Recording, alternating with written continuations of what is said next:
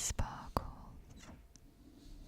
It's Emily here, and welcome back to another reading session with Harry Potter and the Philosopher's Stone. If you don't know, I already have a few chapters up on my channel. The first, the second, and the third. And tonight I'm going to read you chapter 4. I am planning to do all the chapters of the Philosopher's Stone, and after that I will also read the other books.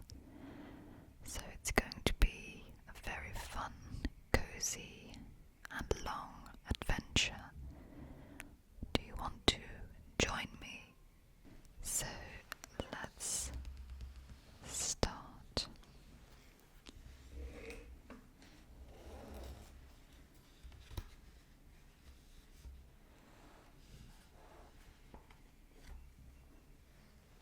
I decided to do a new setup for this video with the little candles. Tell me if you like this setup. I will probably change it around a bit for the next couple of videos, or maybe I'll leave it like this because it's kind of cozy, isn't it? Chapter 4. The Keeper of the Keys.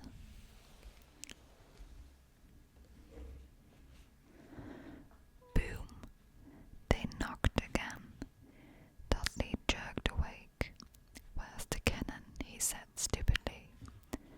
There was a crash behind them, and Uncle Vernon came skidding into the room. He was holding a rifle in his hand.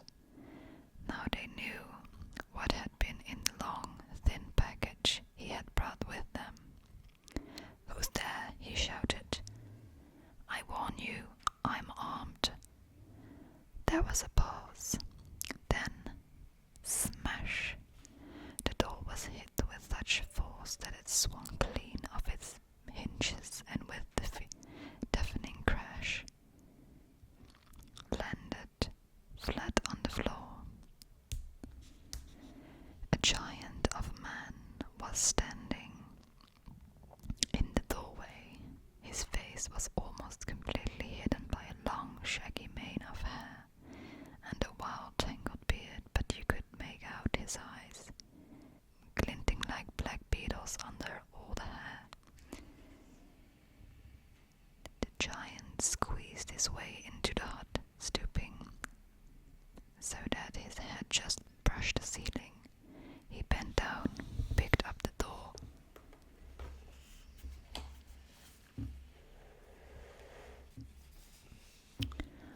and fitted it easily back into its frame. The noises of the storm outside dropped a little. He turned to look at them all. "Couldn't make us a cup of tea, could ya? It's not been an easy journey." He strode over to the sofa where Dudley sat frozen with fear. "Budge up." "Yeah, great lump," said the stranger.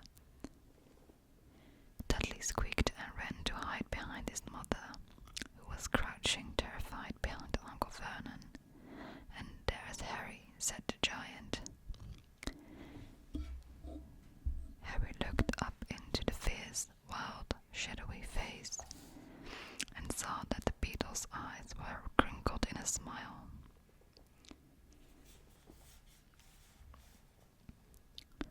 "Last time I saw you, you was only a baby," said the giant. "You look a lot like your dad, but you've got your mum's eyes." Uncle Vernon made a funny rasping noise. "I demand that you leave at once, sir," he said. "You are breaking and entering." "Ah, shut up, Dursley, you great prune," said the giant. He reached over the back of the sofa, jerked the gun out of Uncle Vernon's hands, bent it into a knot as easily as if it had been made of rubber,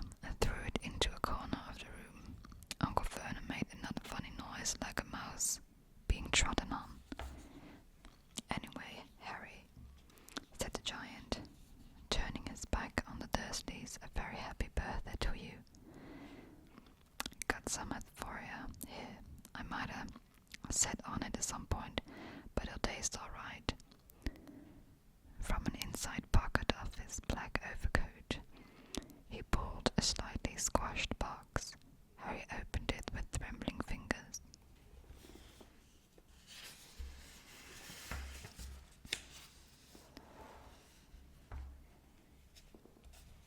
Inside was a large, sticky chocolate cake with Happy Birthday Harry written on it in green icing. Harry looked up at the giant. He meant to say thank you, but the words got lost on the way to his mouth, and what he said instead was, "Who are you?" The giant chuckled. "True, I haven't introduced myself. Rubius Hagrid, keeper of keys and grounds at Hogwarts." He held out an enormous hand and shook Harry's whole arm. "What about that tea, he said, rubbing his hands together. "I'd not say no to so much stronger, if you got it, mind." His eyes fell on the empty grave with the shriveled crisp packets in it, and he snorted. He bent down over the fireplace. They couldn't see what he was doing, but when he drew back a second later, there was a roaring fire there. It filled the whole damp hut with flickering light, and Harry felt the warmth wash over him as though he'd sunk into a hot bath. The giant sat back down on the sofa, which sagged under his weight, and began taking all sorts of things out of his pocket of his coat: a copper kettle, a squashy package of sausages, a poker, a teapot, several chipped mugs, and a bottle of some amber liquid which he took a swig from before starting to make tea. Soon the hut was full of sound and smell of sizzling sausage. Nobody said a thing while the giant was working, but as he slid the first 6 fat, juicy, slightly burned sausages from the poker, Dudley fidgeted a little. Uncle Vernon said sharply, "Don't touch anything he gives you, Dudley."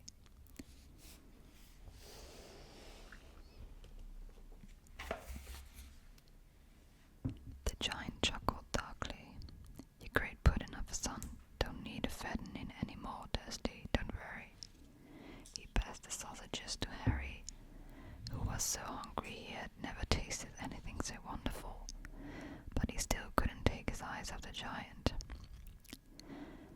Finally, as nobody seemed about to explain something, he said, "I'm sorry, but I still don't really know who you are." The giant took a gulp of tea and wiped his mouth with the back of his hand. "Call me Hagrid," he said. "Everyone does. And like I told ya, I'm keeper of keys at Hogwarts. You know all about Hogwarts, of course." No," said Harry. Hagrid looked shocked. "Sorry," Harry said quickly. "Sorry," barked Hagrid, turning to stare at the Dursleys, who shrank back into the shadows. It's them as should be sorry. I knew you weren't getting your letters, but I never thought you would even know about Hogwarts. You wouldn't even know about Hogwarts, for crying out loud. Did you never wonder why your parents learned it all?" "All what?" asked Harry. "All what?" Hagrid thundered. "Now wait just a second." He had leaped to his feet. In his anger he seemed to fill the whole hut. The Dursleys were cowering against the wall. "Do you mean to tell me," he growled at the Dursleys, "that this boy knows nothing about anything?"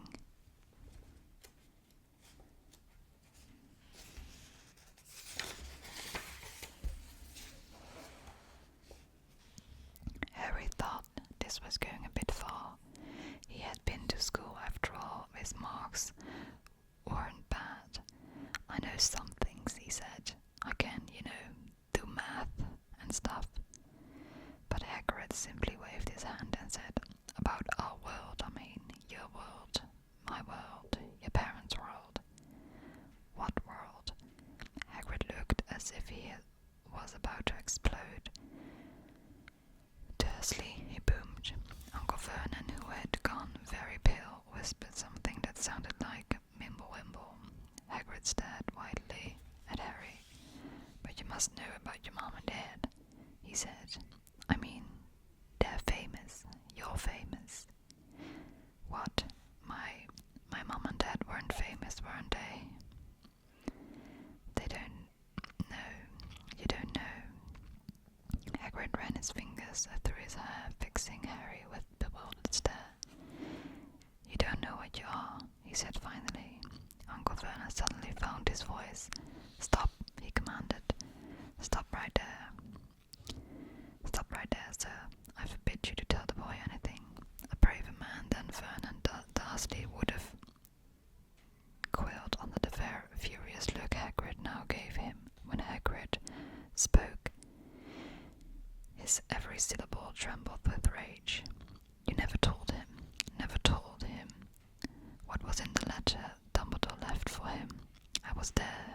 I saw Dumbledore leave it, Dursley, and you've kept it from him all these years. Kept what from me? Said Harry eagerly.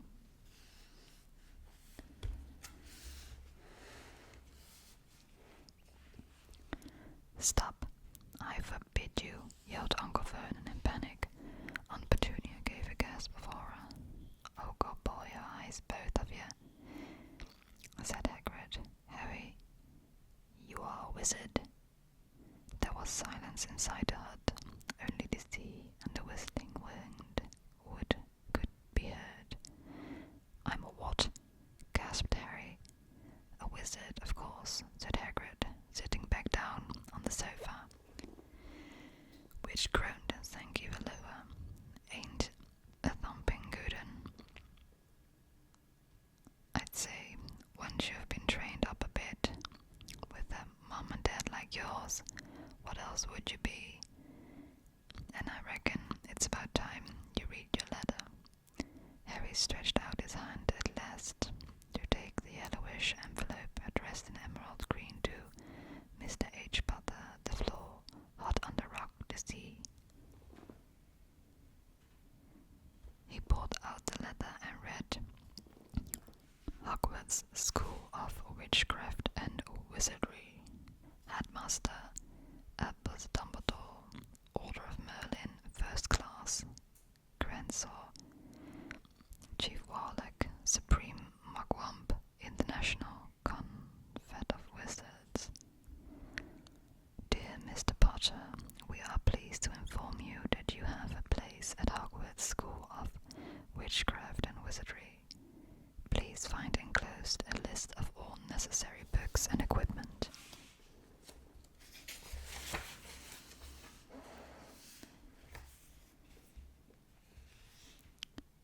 Term begins on 1 September. We await your hour by no later than 31 July. Yours sincerely, Minerva McGonagall, Deputy Headmistress. Questions exploded inside Harry's head like fireworks, and he couldn't decide which to ask first. After a few minutes he stammered. What does it mean, they await my hour? Galloping Gorgons, that reminds me, said Hagrid, clapping a hand to his forehead, with enough force to knock over a cart horse, and from yet another pocket inside his overcoat he pulled an owl, a real leaf rather ruffled-looking owl. A long quill and a roll of parchment with his tongue between his teeth he scribbled a note which Harry could read upside down. Dear Mr. Dumbledore, given Harry his letter, taking him to buy these things tomorrow. Weather is horrible. Hope you're well. Hagrid. Hagrid rolled up the note, gave it to an owl, which clamped it in its beak, went to the door and threw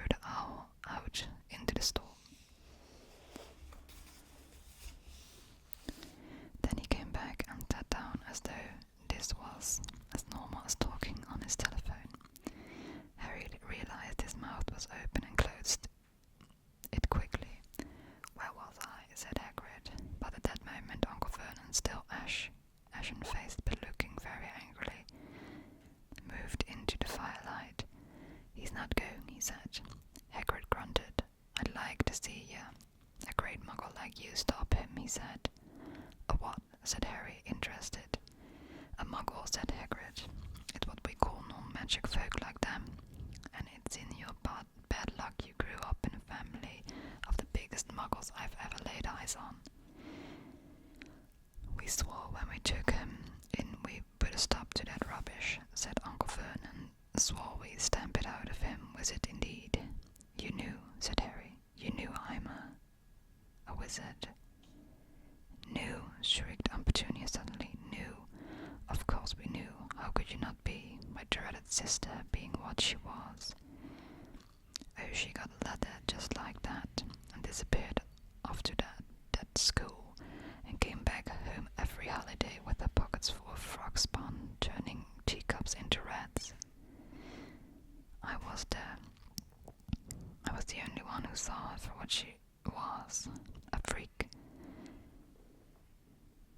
But for my mother and father, oh no, it was Lily this and Lily that. They were proud of having a witch in the family. She stopped to draw a deep breath, and then went ranting on. It seems she had been wanting to say this all those years.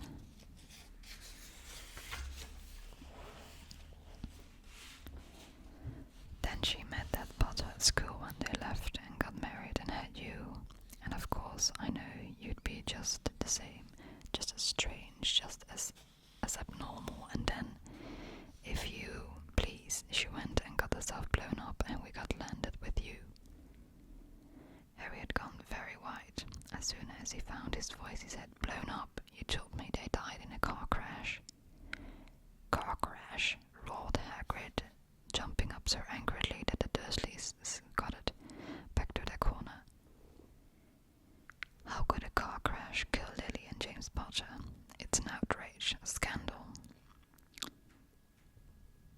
Harry Potter not knowing his own story when every kid in the world knows his name. But why? What happened? Harry asked urgently. The anger faded from Hagrid's face. He looked suddenly anxious. I never expected this, he said, in a low, worried voice. I had no idea when Dumbledore told me there might be trouble getting hold of you, how much you didn't know. Harry, I don't know if I'm the right person to tell you, but someone's gotta. You can't go off to Hogwarts not knowing. He threw a dirty look on the Dursleys. Well, it's best you know as much as I can tell you. Mind, I can't tell you everything. It's a great mystery. Parts of it. He sat down, stared into the fire for a few seconds, and he said, it begins, I suppose, with a person called... But it's incredible. You don't know his name. Everyone in our world knows. Who? Well, I don't like saying the name if I can't help it. No one does. Why not? Gulp and gargoyles, Harry. People are still scared. Blimey, this is difficult. See, there was this wizard who went bad. As bad as you could go. Worse than worse. His name was... Hagrid gulped, but no words came out. Could you write it down, Harry suggested. Nah, can't spell it. All right. Voldemort. Hagrid shuddered. Don't make me say it again. Anyway, this wizard about 20 years ago now started looking for followers. Got them too. Some were afraid, some just wanted a bit of his power. 'Cause he was getting himself power, right? Dark days, Harry. Didn't know who to trust, didn't dare get friendly with strange wizards or witches. Terrible things happened. He was taking over. Of course, some stood up to him, and he killed them. Horribly. One of the only safe places left was Hogwarts. Reckon Dumbledore's the only one you know who was afraid of. Didn't dare try taking the school, not just then anyway. Now, your mom and dad were as good at witch and wizard as I ever knew. Had boy and girl at Hogwarts in that day. Suppose the mystery is why you know who never tried to get them on his side before. Probably knew they were too close to Dumbledore to want anything to do with the dark side. Maybe he thought he could persuade them, and maybe he just wanted them out of the way. All anyone knows is he turned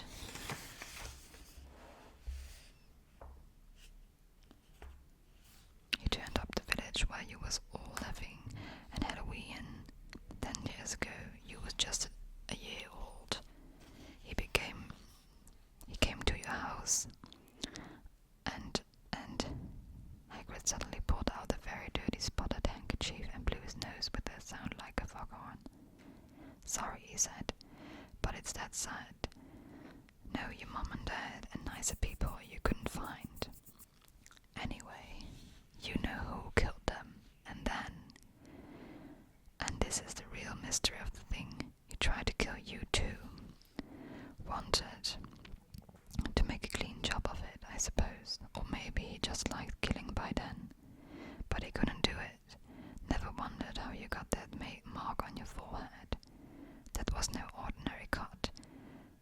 That's what you get when a powerful evil curse touches you. Took care of your mum and dad and your house even, but it didn't work on you. And that's why you're famous, Harry. No one ever lived after he decided to kill him. No one except you, and he killed some of the best witches and wizards of the age. The McKinnons, the Bones, the Pruitts, and you was only a baby, and you lived." Something very painful was going on in Harry's mind. As Hagrid's story came to a close, he saw again the blinding flash of green light, more clearly than he had ever remembered it before, and he remembered something else for the first time, his life a high cold cruel laugh. Hagrid was watching him sadly. "Took you from the ruined house myself, and Dumbledore's orders brought you to this lot." "Load of old tosh," said Uncle Vernon. Harry jumped. He had almost forgotten that Dursleys were there. Uncle Vernon certainly seemed to have got back his courage. He was glaring at Hagrid and his fists were clenched. "Now you listen here, boy," he snarled. "Except there's something strange about you. Probably nothing. A good beating wouldn't have cured.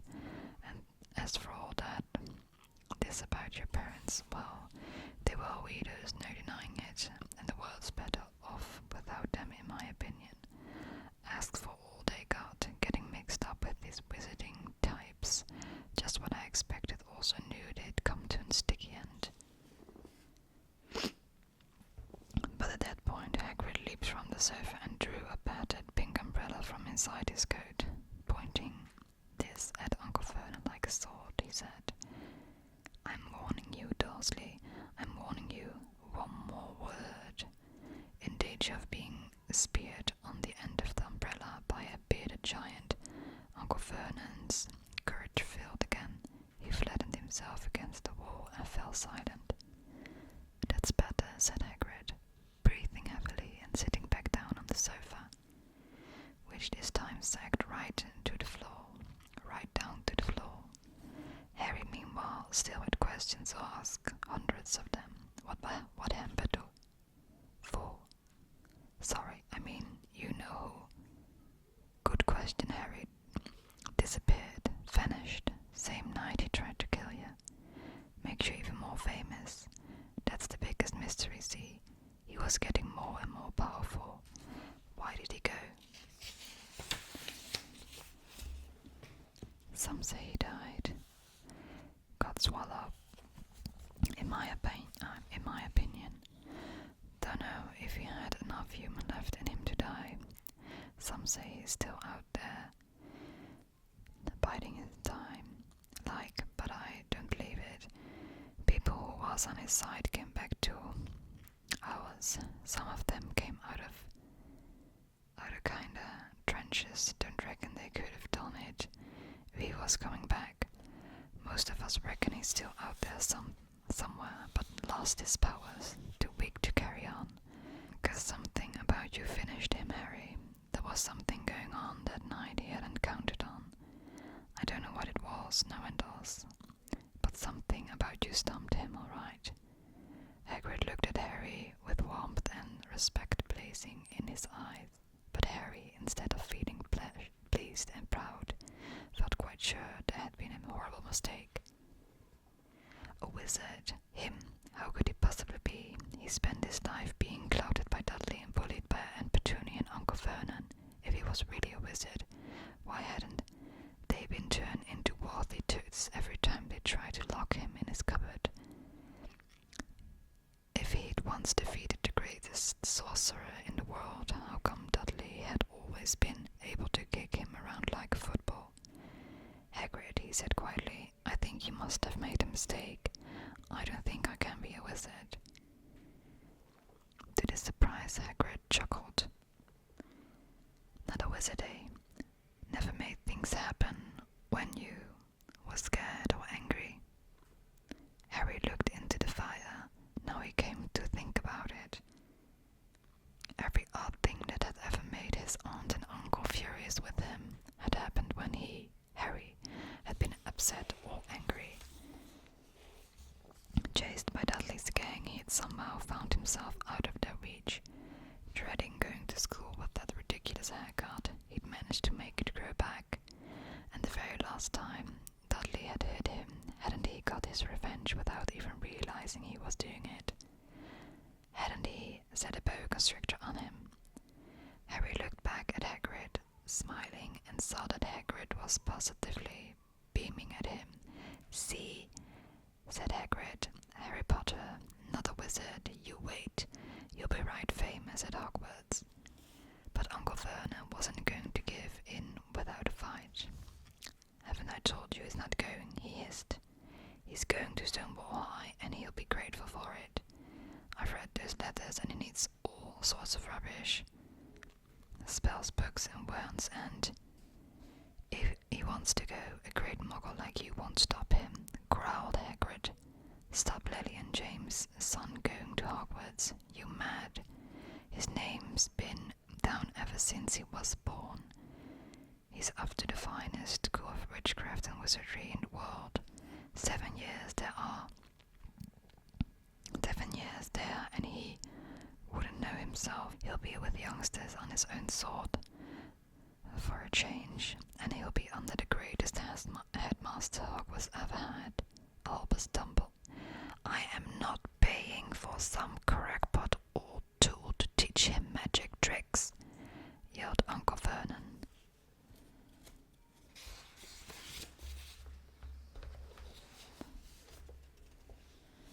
But he had finally gone too far. Hagrid seized his umbrella and whirled it over his head. Never, he thundered, insult Albus Dumbledore in front of me. He put the umbrella swishing down through the air to point at Dudley. There was a flash of violet light, a sound like a firecracker, a sharp sequel, and next second Dudley was dancing on the spot with his hand clasped over his fat bottom. And the next second Dudley was dancing on the spot with his hands clasped over his fat bottom, howling in pain. When he turned his back on them, Harry saw a curly pig's-tail poking through a hole in his trousers. Uncle Vernon roared, pulling Aunt Petunia and Dudley into the other room. He cast one last terrified look at Hagrid and slammed the door behind them. Hagrid looked down at his umbrella and stroked his beard. Shouldn't lost me temper, he said ruefully, but it didn't work anyway. Meant to turn him into a pig, but I suppose he was so much like a pig anyway, there wasn't much left to do. He cast a sideways look at Harry under his bushy eyebrows. Be grateful if you didn't mention that to anyone at Hogwarts, he said. I'm not supposed to do magic, strictly speaking. I was allowed to do a bit there, to follow you, and get the letters to you and stuff. One of the reasons I was so keen to take on the job. Why aren't you supposed to do magic? Asked Harry.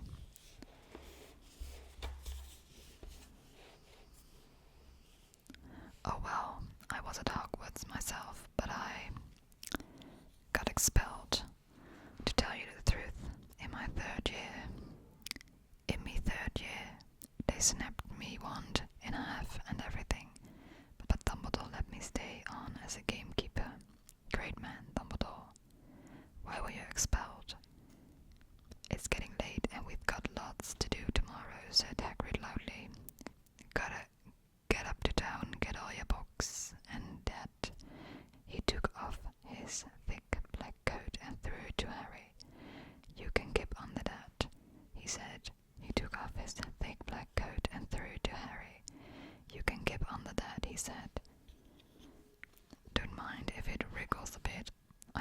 still got a couple of dormice in one of